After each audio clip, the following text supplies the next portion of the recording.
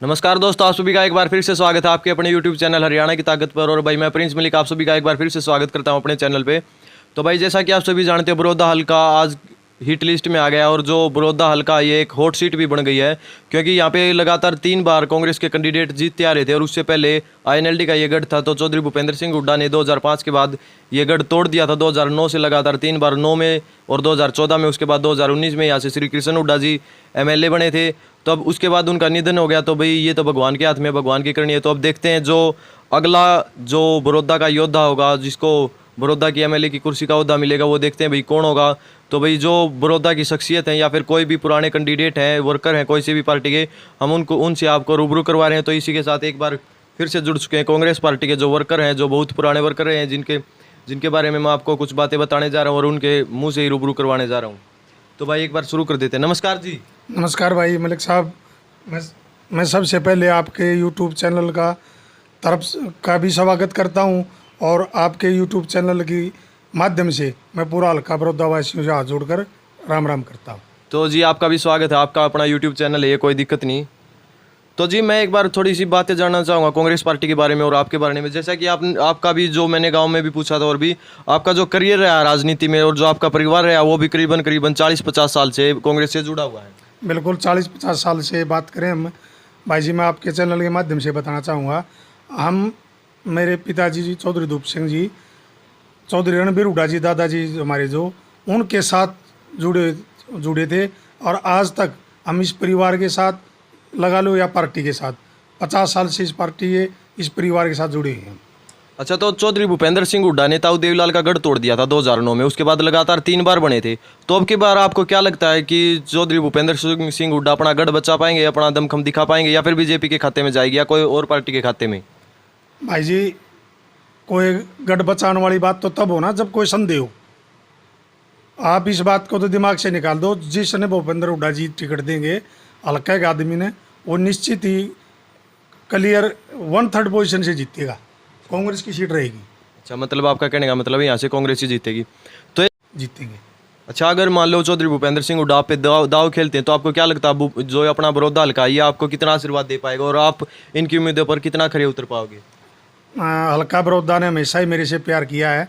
10 साल राज रहा, तब भी मैं लोगों के बीच में रहा हूँ, आज भी लोगों के बीच में रहता हूँ, हर दुख सुख में रहूँ।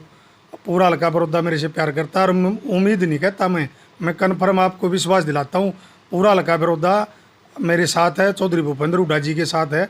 इस बात में कोई निसंदेह बात है, या आगे यहाँ से कोई थोड़ी मोटी इस तरह उतरी बात नहीं होगी।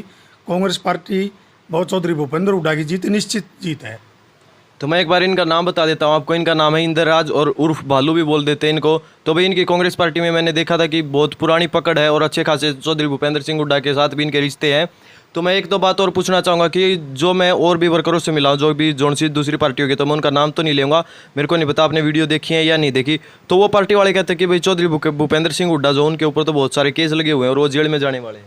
भाई जी, केस की बात करो, केस सरकार होते हो, आप किसी पे भी केस लगा दो। मैं घर बैठे हूँ, सरकार चाहो मेरा भी केस लगा देगी। कौन सा आरोप तय हो गया?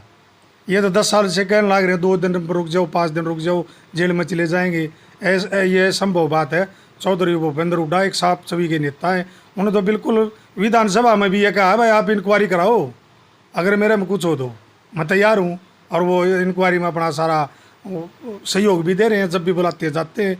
इन्हें झूठा मुकदमा दर्ज भी करा रखा है, कोर्ट में तारीख चल रही है, चौधरी भूपेंद्र तारीख पर जाते, उस ये झूठा आरोप है।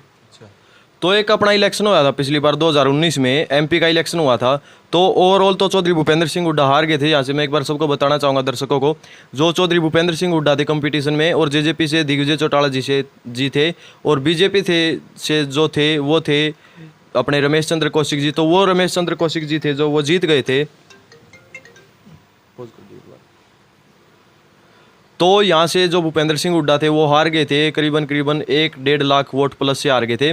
तो फिर भी उसके बाद एक अपना हल्का है जो कि खरखोदा, और जो दूसरा है बड़ौदा हल्का, यहाँ से वो अच्छी खासी लीड से जीत गए थे। मतलब कि अच्छा खासा आशीर्वाद दिया था इन दोनों हल्के ने।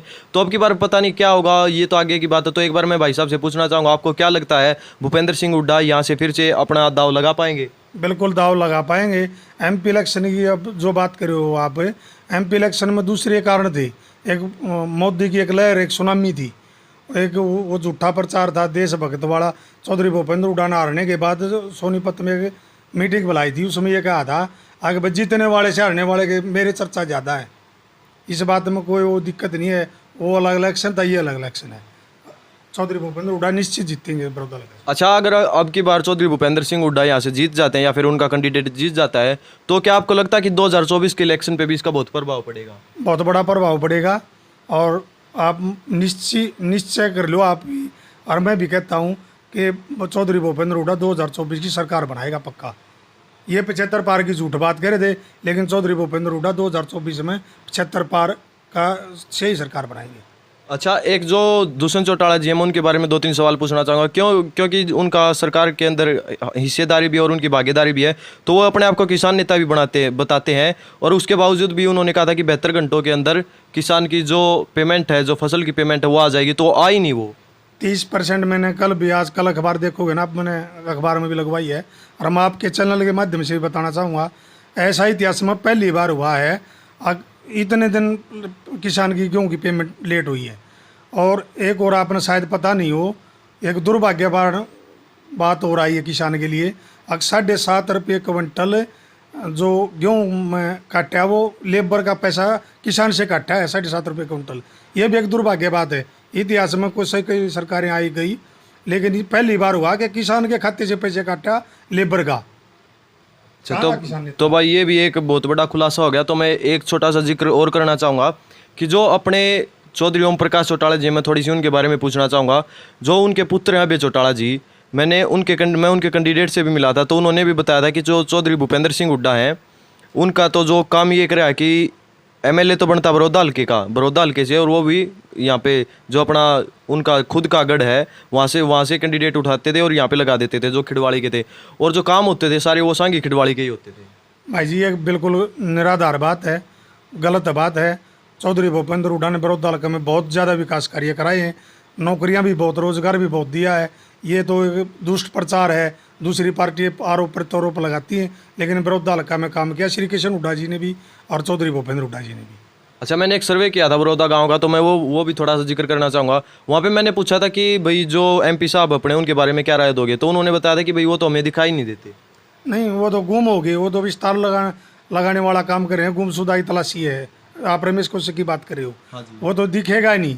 वो तो उसने तो इलेक्शन में भी इतने भद्र से बद गए, मैं आपको वोट मांगने नहीं आया हूँ, और लोगों ने पता नहीं किस उम्मीद से कैसे जिता दिया उसको। अच्छा, मतलब घमंड उनका बाद में भी रहा? बाद में भी घमंड रहा, और बाद में तो रहना है। आप इलेक्शन में भी घमंड किया, आपने देखा भी होगा। हाँ, मैंने कई वीडियो भी देखी थी, शायद आपने भी देखी होंगी, कि उनका जो बहिष्कार भी हुआ था, बहिष्कार भी हुआ, और उसने भी लोगों से कहा मैंने तेरी वोटों की जरूरत नहीं है। अच्छा, फिर उसके बाद भी जीत गई। अब तो घमंड होना ही है उसको। तो भाई बात ये जो हाँ आपको बता दिए, तो इसी के साथ साथ मैं एक गुजारिश करूंगा आपसे कि जो अपना चैनल हरियाणा की ताकत, इसको ज़्यादा से ज़्यादा शेयर करना और सब्सक्राइब करना, अपने प्यारे प्यारे कमेंट्स करके ज़रूर बताना। तो भाई इसी के साथ मैं लेता हूँ अलविदा, और भाई जय हरियाणा, जय हरियाणवी।